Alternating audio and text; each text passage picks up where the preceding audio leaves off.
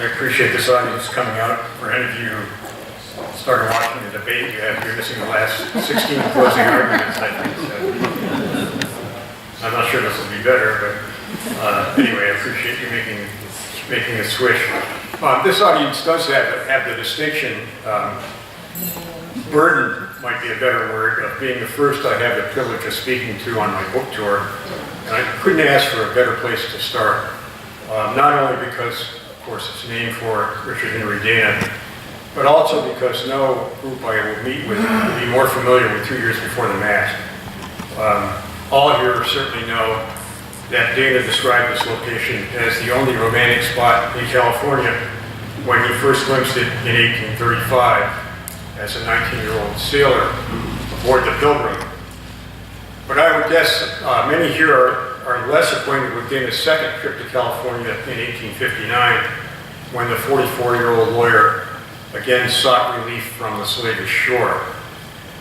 I'll bring a middle-aged Dana back here, but my purpose this evening is to give you a sense of one of the most extraordinary advocates in the history of American law. Book publishers are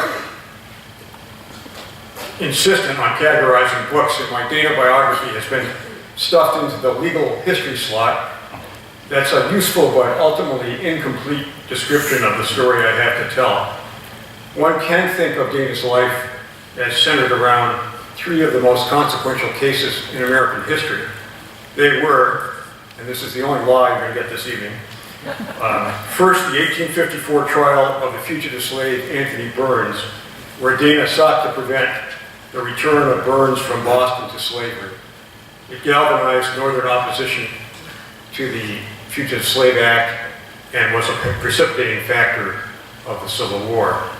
Second, the prize cases, the most momentous cases heard by the United States Supreme Court during the Civil War, where in 1863, Dana's brilliant argument preserved Lincoln's constitutional authority to carry on the war, a 5-4 decision.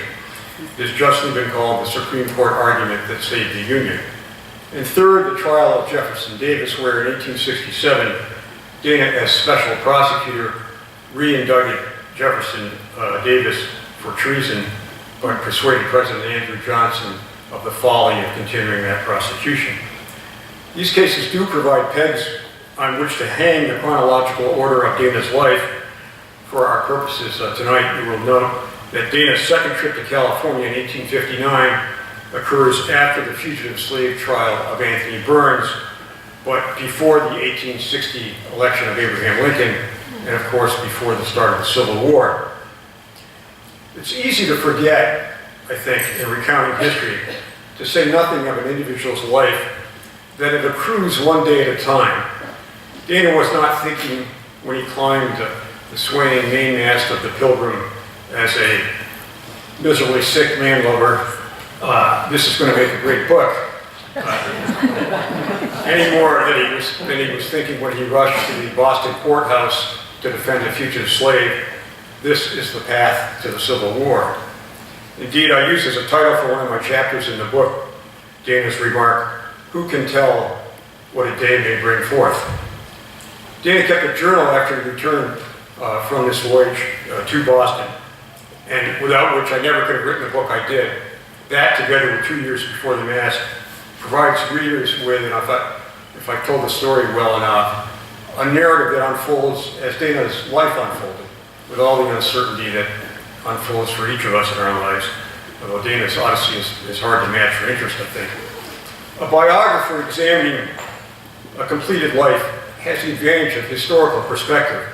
One can begin to sort out some of the psychological aspects that are ordinarily only dimly perceived by the subject of the biography.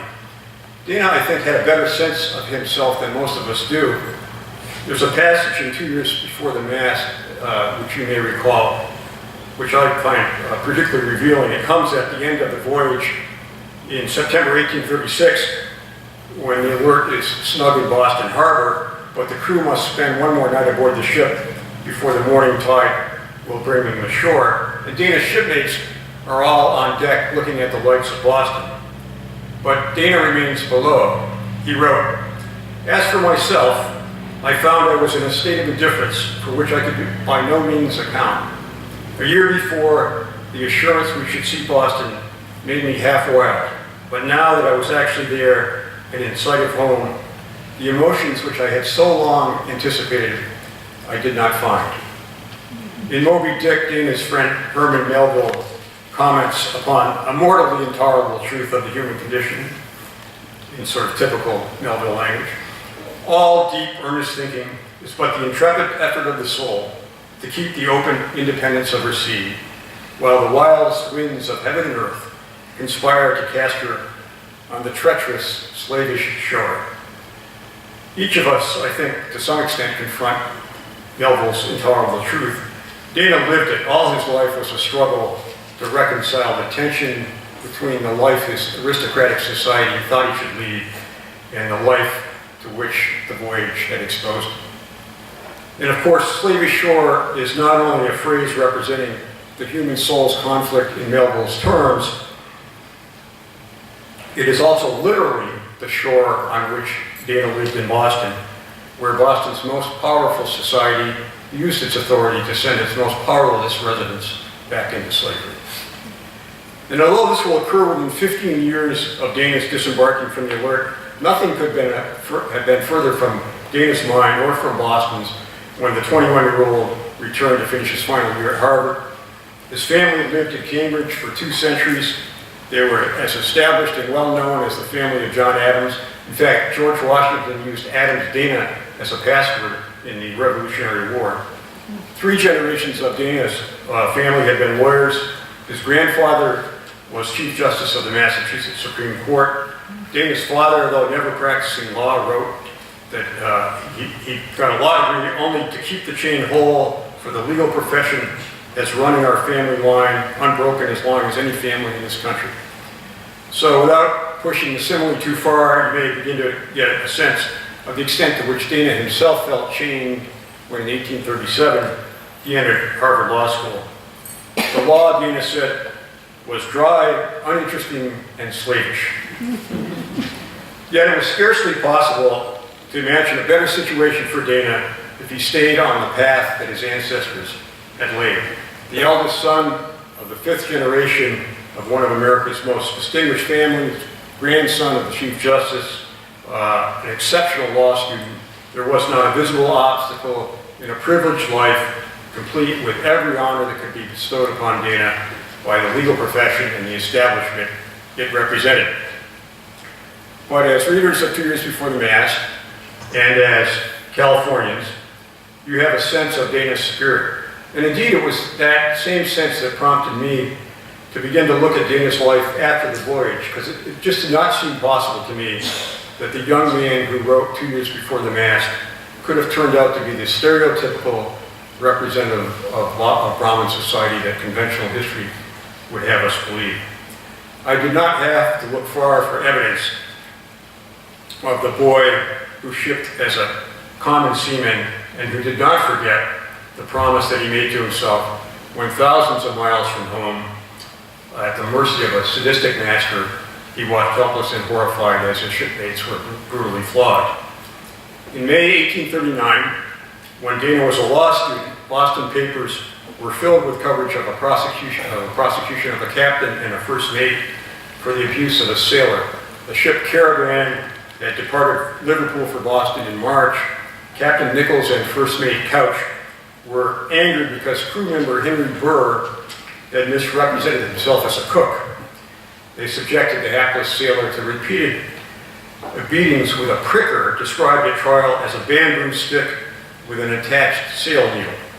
On April 5th, the ship's log recorded a burial at sea of a crew member, quote, who died very sudden during the night. At trial, a fellow sailor testified that Burr's body had more than 100 needle holes. The captain's dog had needle holes as well, and the mate was heard to say that Burr had died of the same disease the dog had. The jury returned guilty verdicts in 30 minutes. The judge sentenced the captain to a $100 fine and 90 days in jail, and the first mate to a $10 fine and 30 days in jail. Dana determined to write an article for the country's most prominent legal journal criticizing the judge. But the judge who sentenced the defendants was not any judge. He was the great Justice Joseph Story, appointed to the United States Supreme Court in 1811 by James Madison at age 32. Now nearly 60, Justice Story had presided over Boston's federal court for decades. In the 19th century, Supreme Court justices, in addition to sitting on the Supreme Court, sat as judges in the federal court. Even more intimidating, Justice Story was Dana's professor at Harvard Law School, and in fact had founded Harvard Law School. So here was the first great test of the vow Dana had made to himself.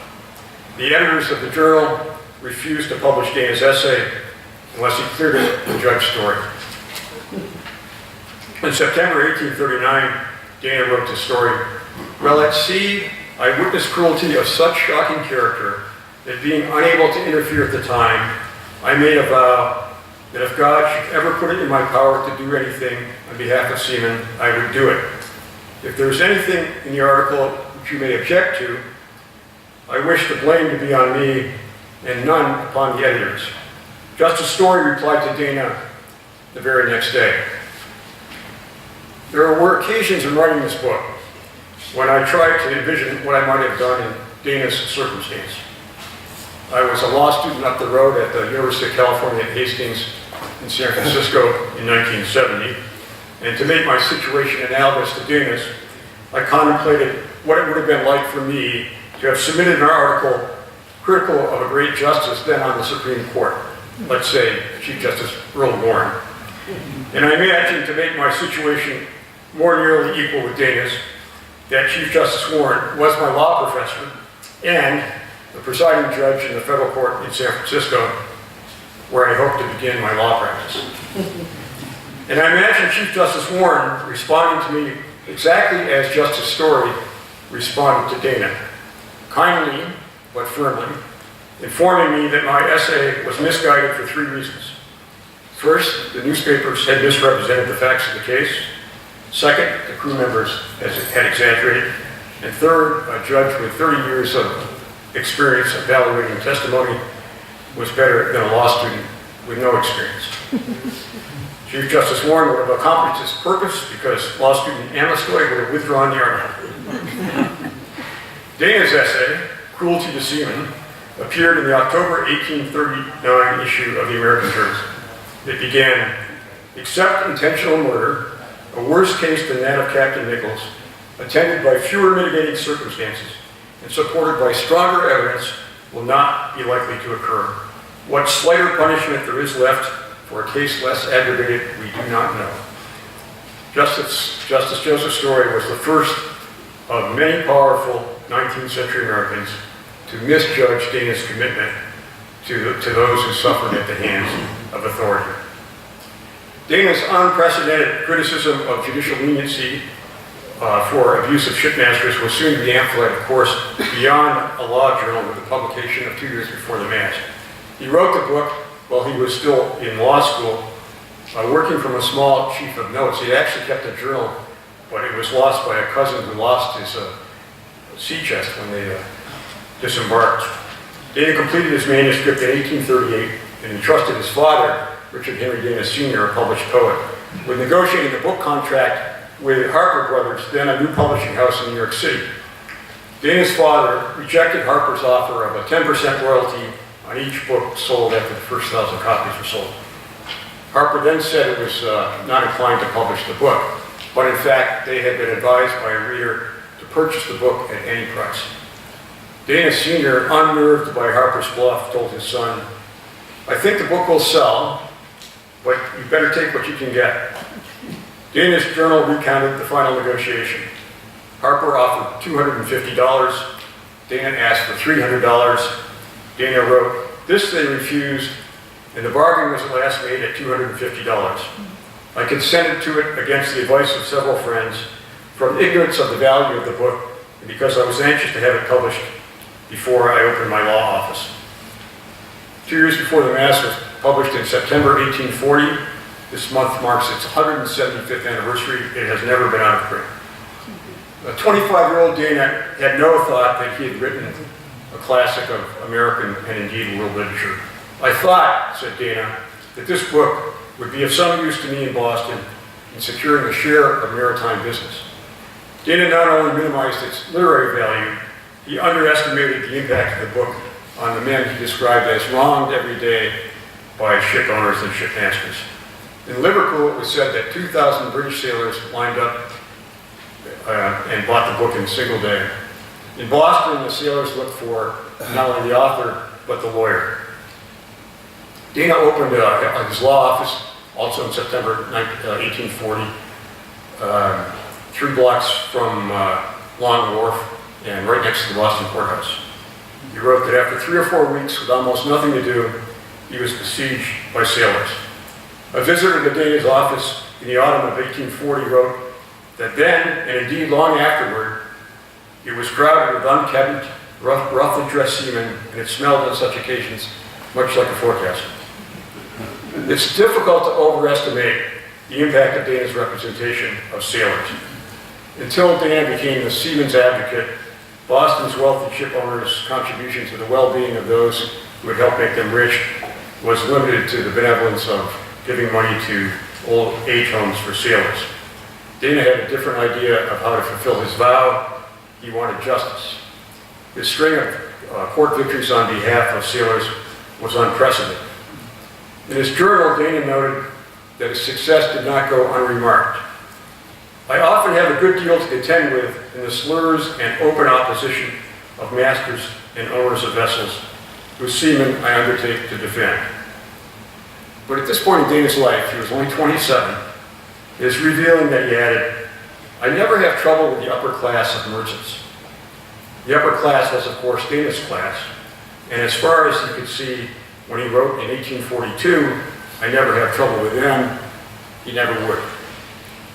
9 years later, on a Saturday morning in February 1851, he was at work in his office next to the courthouse when a fellow lawyer rushed in to tell him the U.S. Marshal had a fugitive in custody. Dana went immediately to the courthouse where he wrote, he saw a good-looking black fellow surrounded by armed deputies. Shadrach Menkins was still wearing the waiter's apron he had on when he was seized from a Boston coffee house.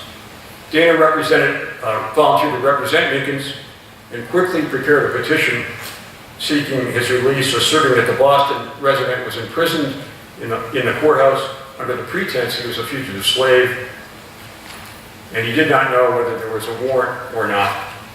Word spread rapidly in Boston's African-American community, and Dana noted that a crowd in and out of the courthouse was increasing every minute.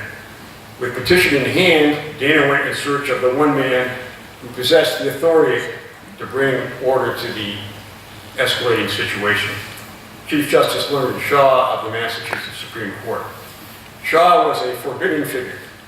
He had been Chief Justice for 2 decades. Dana was 15 when Shaw was appointed Chief Justice in 1830. The Chief Justice's chambers were in the courthouse, but Dana got only as far as the lobby. There he confronted Shaw, who glanced at the petition and said, "This won't do. I can't do anything on this." Dana persisted. I asked him to be so good as to tell me what the defects were. The Chief Justice replied, said Dana, in a most ungracious manner.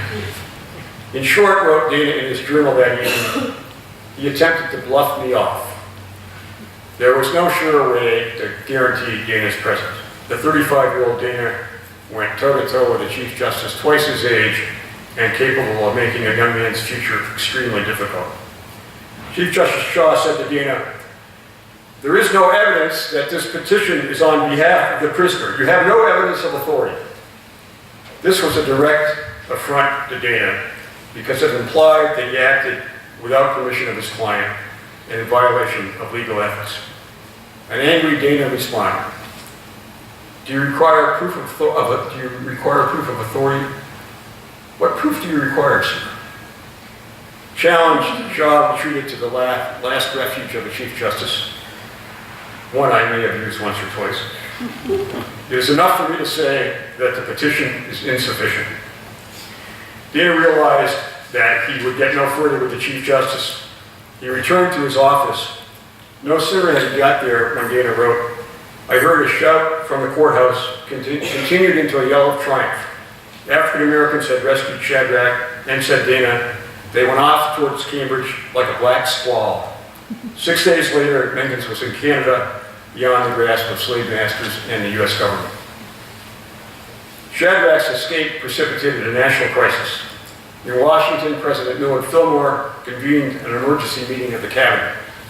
It was reported that Secretary of State Daniel Webster would resign within 24 hours if Fillmore did not use federal authority to arrest and prosecute any and all Bostonians who assisted in the escape.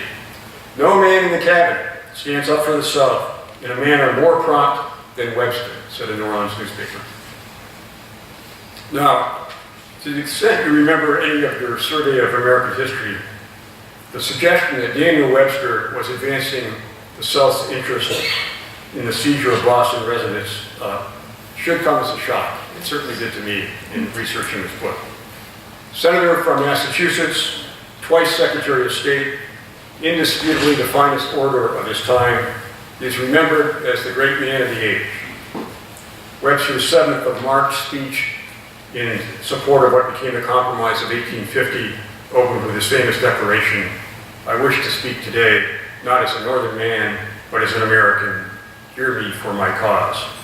But that speech also contained Webster's support for the rendition of fugitive slaves. The Compromise of 1850, among other things, admitted California to the Union as a free state, but it also enacted the Fugitive Slave Law of 1850. The law authorized slave owners to use federal marshals to seize alleged fugitive slaves. Those seized were brought before a federal commissioner for a summary proceeding. A certificate of the slave owner was conclusive evidence of the escape. The alleged fugitive slave could not testify. The writ of habeas corpus was not available. There was no right to a trial by jury. There was no right of appeal. It was a crime to hinder, obstruct, aid, abet, assist, rescue, conceal, or otherwise assist an alleged fugitive slave. It was the most draconian statute ever enacted into American law. I think as Americans, we like to tell ourselves a better history than we deserve. Indeed, one of the reasons I think Dana's legal career has been ignored is because it illuminates a hypocritical society that did not wish to be judged in Dana's light when he was alive and has succeeded in dimming any contrast ever since. Charles Francis Adams Jr., Dana's first biographer, wrote in 1892, 2 years after Dana's death, that the political, economic, and social pressures that the Boston establishment applied to Dana were even then almost forgotten. And in a few more years, he who speaks the truth about them will be denounced as a maligner. So at the risk of being denounced by any Daniel Webster admirers in the audience, there are 3 things you should know about Webster, each of which Dana knew in 1851. First, Webster was, and had been for many years, in the pay of Boston's establishment and New York financiers who expected and got preferential treatment from Webster. Second, Webster's political ambition was to be president, and he believed he could win the presidency in 1852 if the South supported him. And third, well, here I can't do much better than an editorial did in Boston's most prominent newspaper. When Dana publicly charged that Webster and Boston's establishment were parties to a corrupt bargain, the Boston Courier wrote, "Of Mr. Richard H. Dana, it will not be forgotten that he has cast aspersions, equally infamous and false, upon the man who has rendered more service to New England than the gratitude of the people can ever repay, upon the man who has more influence at this moment than any man alive." On February 18, 1851, after the emergency cabinet meeting, President Fillmore issued a proclamation entitled, "Calling on all citizens to assist in the recapture of a fugitive slave arrested in Boston, Massachusetts." The proclamation was written by Daniel Webster. It called on all persons, civil or military, to quell this outrage. The President of the United States, using language drafted by a Secretary of State, continued, "I do especially direct further command that prosecutions be commenced against all persons who have made themselves aiders or abettors, and I further command the federal prosecutor in Massachusetts to cause such persons to be arrested." Arrests had already begun in Boston. Within 2 days of the proclamation, 10 Bostonians, black and white, prominent and obscure, were arrested for violating the Fugitive Slave Act in the rescue of Mickens. The federal government was to spend the next 2 years prosecuting what became known as the rescue cases. Long after the Civil War, a lawyer who witnessed Dana's defense of the accused wrote, "With a courage that was simply superb, he faced the law officers of the government and denounced them in measured terms which none could misunderstand. A time would come, of course, when the United States would commit its blood and treasure to the cause for which Dana stood. But all Dana could know when he entered Boston's federal courthouse on the morning of February 20, 1851, was that the U.S. government intended to prosecute all persons suspected of trying to prevent the return of a man to slavery, and that Daniel Webster, the voice of the president, the government, and Boston's most powerful men, had ordered the prosecutions to begin." Dana was later to write, "No one wished to be in the rescue cases who had much to lose." Daniel Webster, who was also considered the greatest constitutional lawyer, declared that the act of rescuing Shadrach was treason. "I speak it out to the country. I say it everywhere on my professional reputation. It was treason and nothing less." It's not difficult to imagine what Boston's best people thought of the young lawyer who was defending persons that Webster called traitors. "In the mind of wealthy and respectable Boston," said Adams, "anyone was to be preferred to Dana." It was not just Dana's income that suffered. He badly needed the income, but his health did as well. His antidote was to disappear for a month, invariably in August, the same month in which he had left Boston in the Pilgrim. His journal records his renewal. "The vicissitudes of a day in a boat. It takes me completely away from all cares of life. I forget that I'm anything but a sailor." Dana often thought of his days before the mast and said, "I dream over the events of that parenthesis in my life." Daniel Webster died suddenly in 1852, and although that removed New England's most powerful enforcer of the fugitive slave law, it did not end the need for Dana's advocacy. Indeed, the fugitive slave case for which Dana is best known occurred in the administration of a New Hampshire Democrat. In May of 1854, Franklin Pierce ordered his Secretary of War, Jefferson Davis, to mobilize units of the Army and Marine Corps to put Anthony Burns on a U.S. Navy ship and transport the Boston resident back to slavery. Dana's closing argument on behalf of Burns, one of the great summations in the history of American law, had no chance of persuading a judge chosen to enforce the Fugitive Slave Act, but it did have an immediate consequence for Dana. The U.S. Marshal had thought it necessary, notwithstanding the fact that the U.S. military had been mobilized, the state militia had been mobilized, the entire Boston Police Department had been called out. The U.S. Marshal deputized Boston hoodlums to protect the courthouse, which was in fact unsuccessfully rushed by abolitionists attempting to free Burns. The so-called Marshal's Guard included Louis Varel, leader of Boston's underworld, and his enforcers, who sat stony-faced in the courtroom while Dana made his closing argument. Turning to the U.S. Marshal, Dana sarcastically congratulated, "Why, sir, the city of Boston has never been so safe as while you have had your posse of special deputies in this courthouse. People have not found it necessary to lock the doors at night." On June 2nd, 1854, the judge ordered Anthony Burns returned to slavery. Dana was irate that the Army and Navy was mobilized so, quote, "so that this great republic might add to its glories the trophy of one more captured slave." Dana wasn't allowed to accompany Burns to the ship. He returned to the Parker House for dinner, but there he found the Marshal's Guard, as he wrote, making himself conspicuous by loud, triumphant talking. He then began his walk home to Cambridge, and when suddenly, as he remembered, there was a commotion on my left, and instantly I received a terrible blow over my right eye. He was knocked unconscious, but luckily the blow missed his temple and his eye. He thought it was with an iron bar. He had, in fact, been attacked by Louis Varel and one of his enforcers, an ex-prize fighter. Varel was seriously a dangerous man. He had thrown a woman off a bridge in Boston.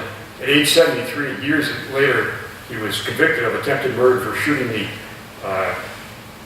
surveyor of the Port of New York in a dispute over bribery proceeds. The New York Daily Tribune headlined, "The Boston Slave Case, Attempt to Assassinate Richard H. Dana."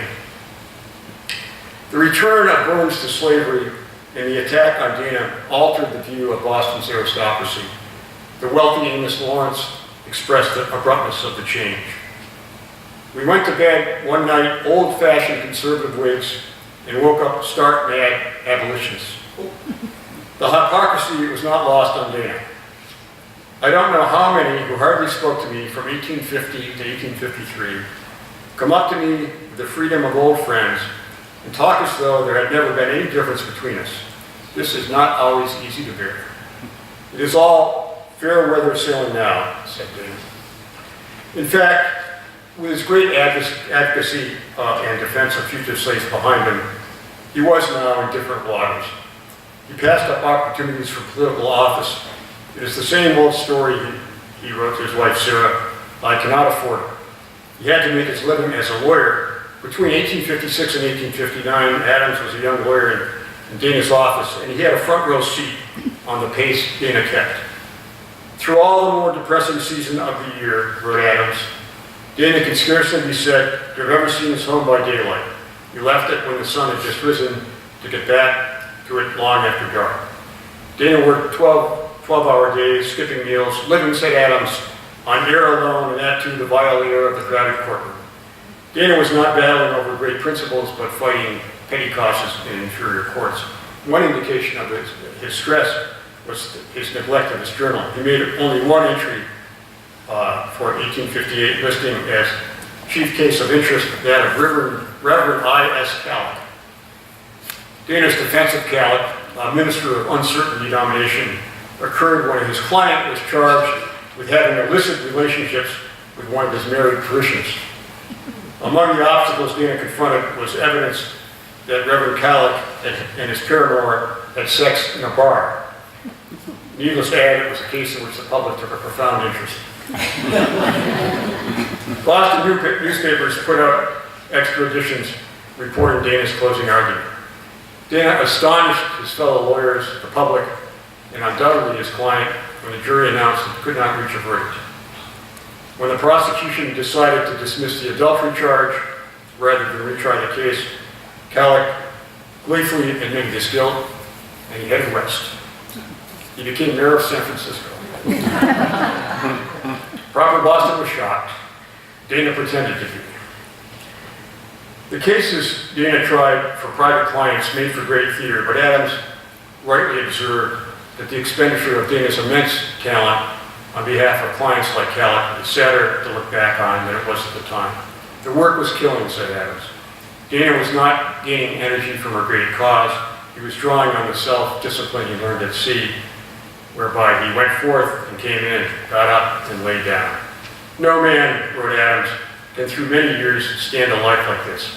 He is, though he rarely knows it, living on his capital. Dana had exhausted his. In June 1859, he collapsed during a court recess. His doctor prescribed a long break. Of all the plans considered, Dana concluded, none suits me so well as a voyage around the world. 24 years after his first voyage, he was again leaving the Slavish Shore. The dispatch with which he was able to arrange a trip that left behind his wife, 6 children, and a law practice suggests that Dana's desire to leave was as much a prompt as the diagnosis. But there was little question that overwork had caused a breakdown. As was so often the case, it was August when Dana left the shore. On August 1st, 1859, he wrote home, in the morning, I was sailing on the Atlantic, and in the evening, I was sailing on the Pacific. So on my birthday, I crossed the continent. Dana's first voyage to California had taken 5 months. The railway across the Isthmus of Panama shortened the journey considerably. On the evening of August 13, 1859, 44-year-old Dana entered San Francisco Bay, where she last seen as a 20-year-old as a sailor on the Alert. On his first voyage to that remote and unknown coast, Dana had been struck by the vast solitude of the Bay of San Francisco. Except for the ruins of Mission Dolores and the Presidio and a single ship of boards, there were, wrote Dana, no other human habitations. Now, as the steamer Golden Gate entered the bay, Dana wrote, there was stretching from the water's edge to the base of the great hills, and from the old Presidio to the Mission, flickering all over with lamps of its streets and houses, a city of 100,000 inhabitants. When Dana awoke to the city by the bay, he saw the emporium of the New World. Its harbor with 1,000-ton clipper ships, more in number than London or Liverpool sheltered that day. I could scarcely keep my hold on reality at all. Dana was anxious to see the new California. State pride of Californians very strong, he noted, though the state had been admitted to the Union only 9 years before, and nearly everyone was from somewhere else. It seemed to Dana that all had read 2 years before the Mass. The customs of California are very free, and any person who knows my book speaks to me. Such approaches would have, of course, been improper in Boston, but Dana obviously liked the informality. He met a minister in San Francisco that he had known in Boston. What a change. He has put off a New England deacon and become a human being. Dana was interested in learning about the California judiciary. No judge, he was told, went into court without a pair of derringers in his pocket and a Bowie knife under his coat. 3 weeks after Dana arrived in San Francisco, the Chief Justice of the California Supreme Court shot and killed a former California U.S. Senator in a duel. 30 years later, this is true too, 30 years later, the Chief Justice himself was shot to death by the bodyguard of a former California Justice who had been on the court with him. It's like when I read that, when I found that in my research, I thought to myself, and I thought we had differences of opinion on the Vermont Supreme Court. San Francisco's Committee on Vigilance was more effective than the judicial system. Dana did not know it, but in fact the Vigilante Committee had exiled Louis Varela, the guy who had attacked him, from San Francisco in 1851. Dana traveled to the new Capitol in Sacramento to see the legislature in action. He was astonished that the 120-member legislature had only 3 men of Spanish descent in a country, he wrote, which was Mexican 13 years ago. A man approached Dana to tell him that he had repaired the house of Dana's father back in Boston. Dana wrote, I began to inquire patronizingly about his success here when he told me he was the senator from Humboldt County. I had to come down several pegs. Dana wrote, the universal habit of drinks here tells, especially on the politicians. And it's interesting in the journal, he puts drinks in quotation marks because he'd never seen them. He'd never heard the word used that way before. At a legislative caucus, a member drew his knife and instantly, said Dana, as many as 20 pistols were cocked. Dana was relieved to retreat to a dinner where he wrote, I met a woman who knows how to blush, a lost art in California. But what Dana most wanted to see were the places he had first seen from the bridge Pilgrim.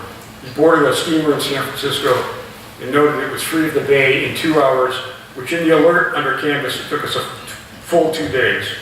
But now, he wrote, we are on an unromantic, sailless, engine-driven hulk. But he could supply the romance. Rounding Point Conception and approaching Santa Barbara, he wrote, there's the old white mission with its belfries, the same repose in the golden sunlight and glorious climate. There roars and tumbles upon the beach, the same grand surf of the great Pacific. Every once in a while, when I go back and look at what I've written, and I go, that's pretty good writing. It's always Dana's writing, it's never my writing.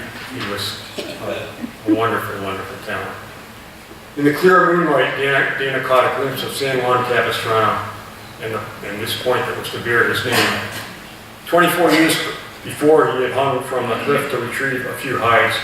A boy, he wrote, who could not be prudential and who caught at every chance for adventure. At the quiet little beach in San Diego, Dana looked in vain for the remnants of the houses where he had hauled hides. In his mind's eye, he could see, he wrote, the alert, the poor dear old Pilgrim, the boats passing to and fro, the cries of sailors, the large hide houses, their gangs of men, all were gone. I alone was left of all, and how strangely was I there again. I was sad and only sad. Pondered why. Why should I care for them? The sailors, the refuge of civilization, the outlaws and beachcombers of the Pacific. He wondered at their fates. Doubtless nearly all were dead in fever climes and dens of vice or falling from the mast. But one reason for Dana's melancholy, of course, was not the thought that they most were dead. It was an emotion the 44-year-old Dana felt more keenly. He wrote, if the deadlier enemies that beset a sailor's life on shore have spared them, the light-hearted boys are now hardened middle-aged men. Dana took one last opportunity to replicate the lightness of his youth. He rode horseback from the mission to the beach at full run, as I did in 1835. He would have enough adventure for a middle-aged man in his voyage around the world, including a fire at sea in which the great clipper ship Mastiff was lost. But when he was at last sailing in the Far East, he wrote, "I have a sense of happiness that makes me ready to sing. Though away from all I love, the air is pure and I am free from care. I climb the mast as well as when I was a sailor boy, regarded as proof of improved health." Dana's trip around the world took, by his calculation, 433 days, of which I spent 233 days on water and 200 on land. He was on every continent, unless Australia be one, which I refuse to admit. In Bombay in July 1860, Dana read American newspapers and learned to his dismay that William Seward would not be the presidential candidate in 1860. My heart sinks at the nomination of Abe Lincoln and Hannibal Hamlin. Dana returned to America too late to campaign, but Lincoln's election provided the new Republican Party with its first chance to fill federal positions. At the urging of Senator Charles Sumner and Congressman Charles Adams, President Lincoln nominated Dana to be the U.S. Attorney for Massachusetts. Dana's nomination was sent to the U.S. Senate on April 12, 1861. It was the day Fort Sumter was fired upon. Dana's breakdown was over. His country's was just about to begin. Thank you.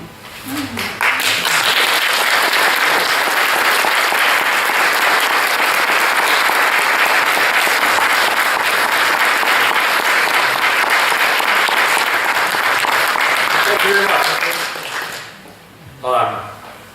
The debate is over, but you're free to go. Well, if anybody has questions, I'll be happy to answer any questions I can. Otherwise, be happy to sign any books as well. And I very much appreciate you coming out. As a lawyer, I'd be very interested in reading about the prize cases. I take it you deal with that in your book. I do. There's a sort of teaser of that you delivered tonight. Yes, the prize case is probably most interesting to a lawyer, and actually actually my first piece of research beyond the 2 years before the mass and about Dana as a lawyer was the prize cases in which, as I suggested in my remarks, the question before the United States Supreme Court literally was it a war? Was the Civil War a war? At this point, there are a million men under arms. There have been 20,000 casualties at Antietam, and we're going to go down for 2 years. But not to get into all the intricacies of it, but it turned on the definition of war was critical in terms of whether one could blockade the ports or not. And really, only Dana's entry to the case, and he had to fight his way into the case. He represented one of the seizures below, but at the last moment, the Attorney General said, "Okay, well, you can come into the case."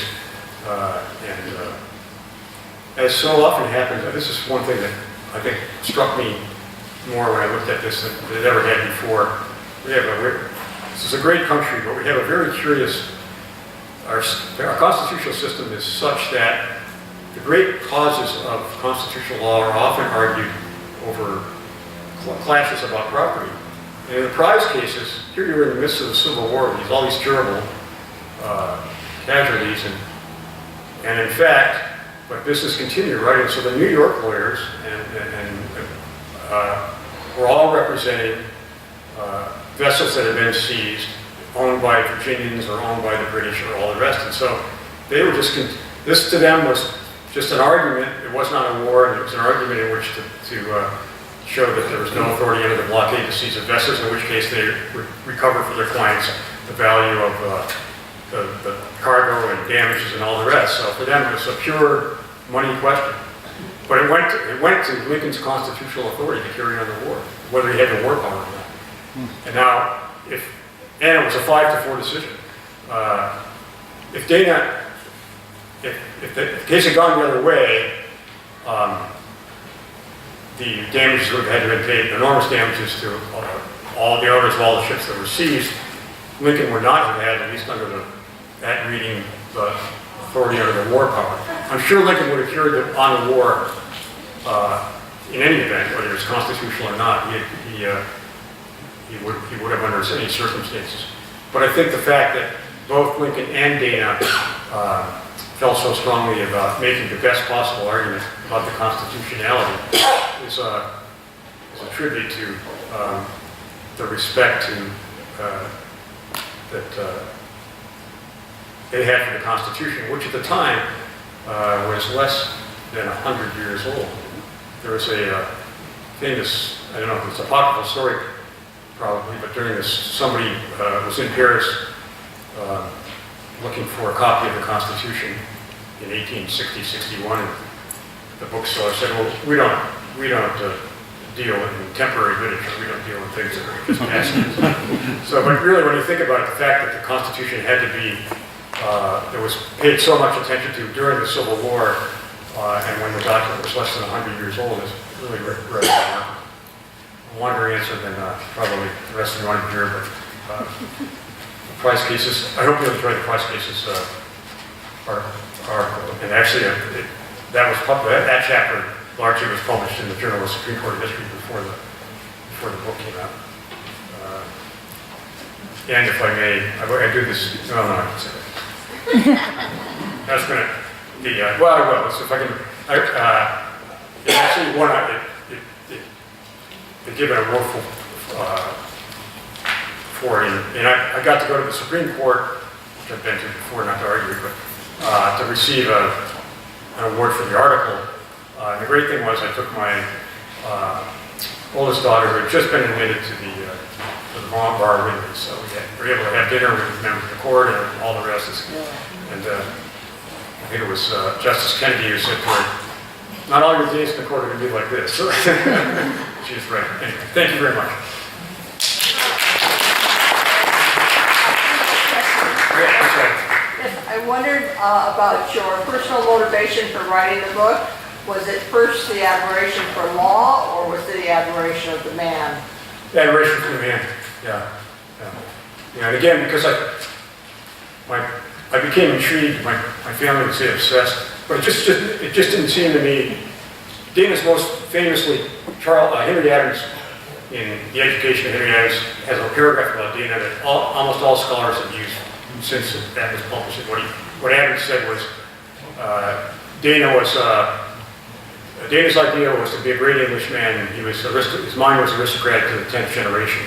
So there's always been, scholars have never really looked behind that, and again, it just didn't seem possible to me that somebody who wrote 2 years before the Mask could have turned out to be this stereotypical person. So this, unquestionably the man, and it didn't surprise me.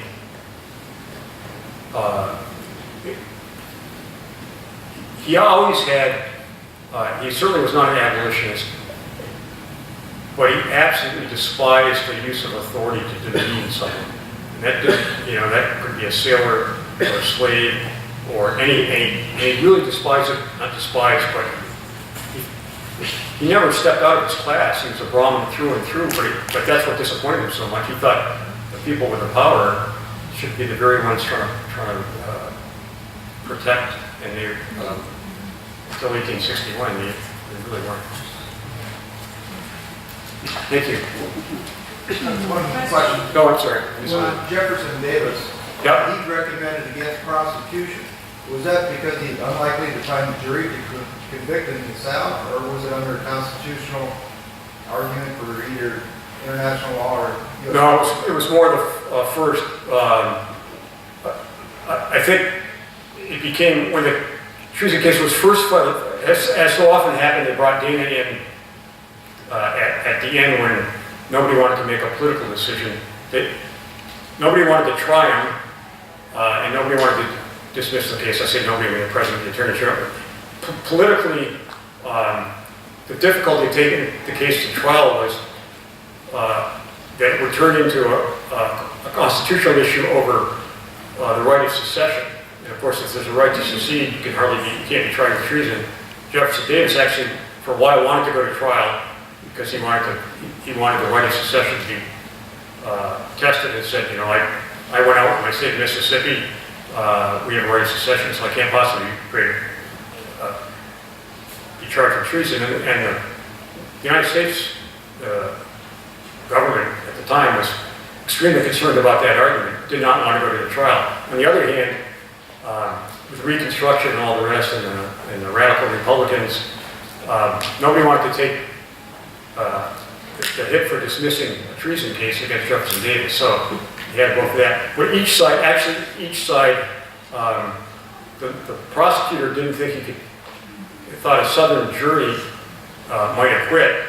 The lawyer for Jefferson Davis, he called it a mongrel jury. He said, well, they'll put together a jury of emancipated slaves and white Northerners and convict that way. So both sides were concerned. But it really was Dana who both was called in with a month before trial, put together a new treason indictment that actually made some sense constitutionally, but then argued very strenuously to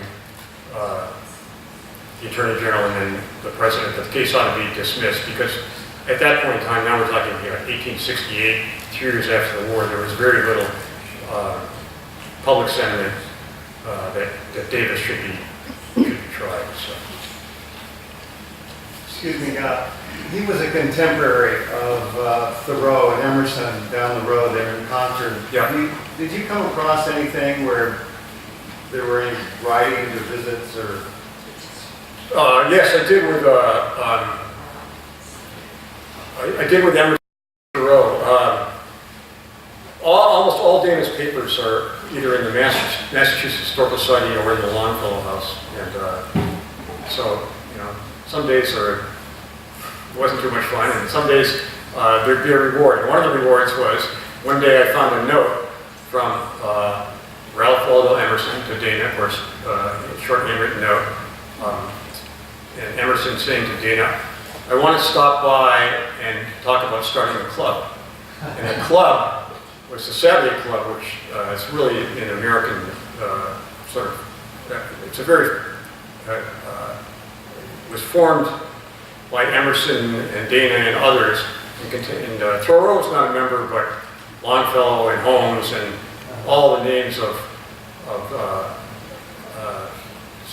that time were members of that club. And so, you know, I don't think Emerson is not seen as that close to Dana, but in fact, in the book itself, I talk a little bit about the Saturday Club and Emerson, and there's a quote in there that Dana had in his journal about Emerson. He really liked Emerson he said, "I didn't expect to like a transcendentalist, but he's an excellent dinner companion," and it was just fun to read about that. So every once in a while, you'll find something like but the other, there's a great archivist at the Longfellow House, which is that's a U.S. Park Service site. So if you're ever back in Boston and Cambridge, you have to go there. And the U.S. Park Service runs it, and there's a woman there as an archivist, and very helpful to me. And she actually found the sketch of the alert, which we use on the cover of the book. I think there's also a photograph in the illustration section. But if you look at the cover of the book, it's Dana's sketch, which he hand drew.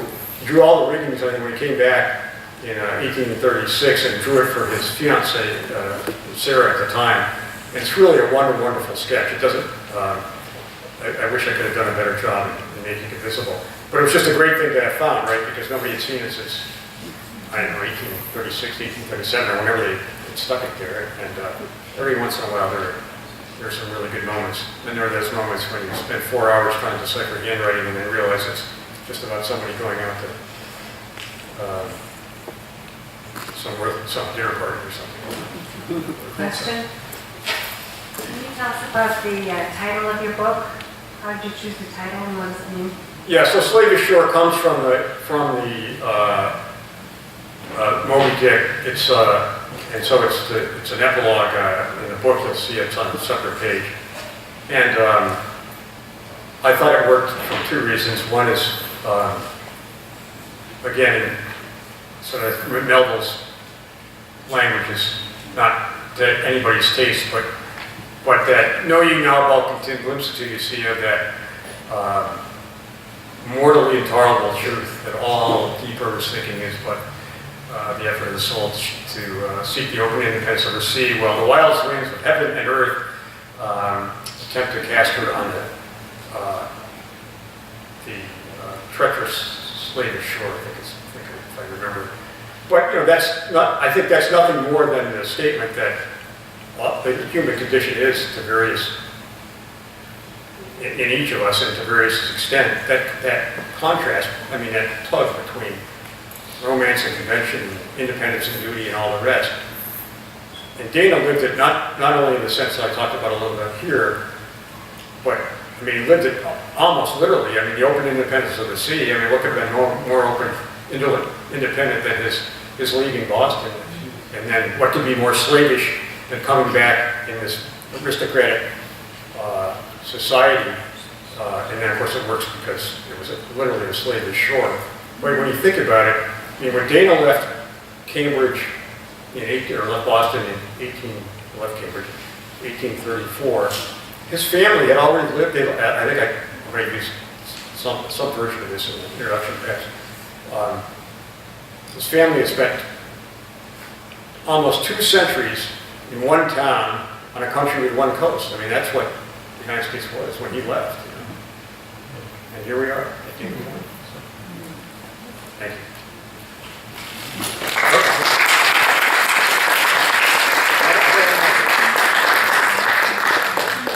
Yeah.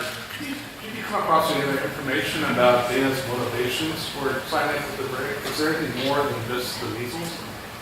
Well, I think it was, there's a couple of people lately have said there was some kind of scandal that attached to him leaving, and I found nothing about that at all. I even heard any rumors about that. I mean, I think he was certainly, his father was, I think he just found the situation at home extraordinarily depressing,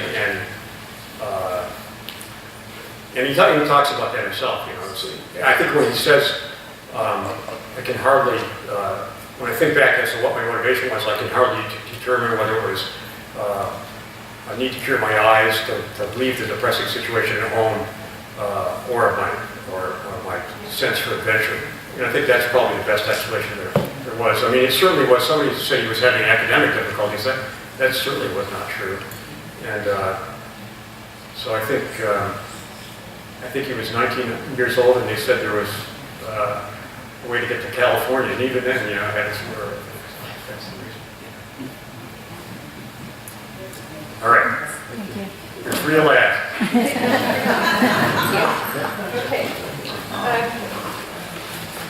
Well, Jeffrey,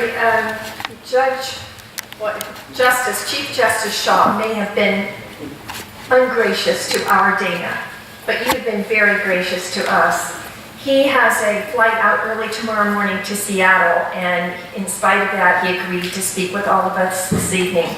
So we, of course, think that you deserve all of the Dana memorabilia that we could muster for you. So we have a Dana Point historical shirt, a hat, a mug, and various other things that you will be able to sport when you are with your help.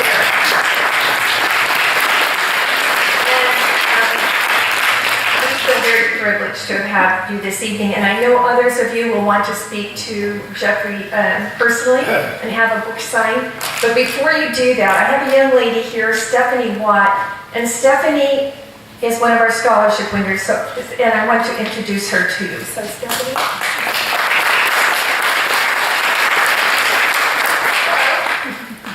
Yes, I did win the scholarship, so I would like to thank the Dana Point Historical Society for that. It's a great opportunity, and I'm very glad to have the opportunity to sign up for it, to receive it. Right now I'm at Saddleback College. Hopefully I'll be there for 2 years before I transfer to either UCI or UCLA, study to become a teacher, and then I'll be back here teaching at one of our local schools.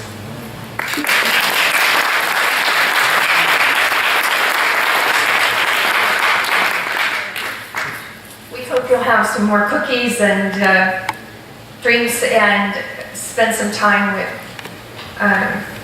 Jeffrey Amestoy. Thank you so much.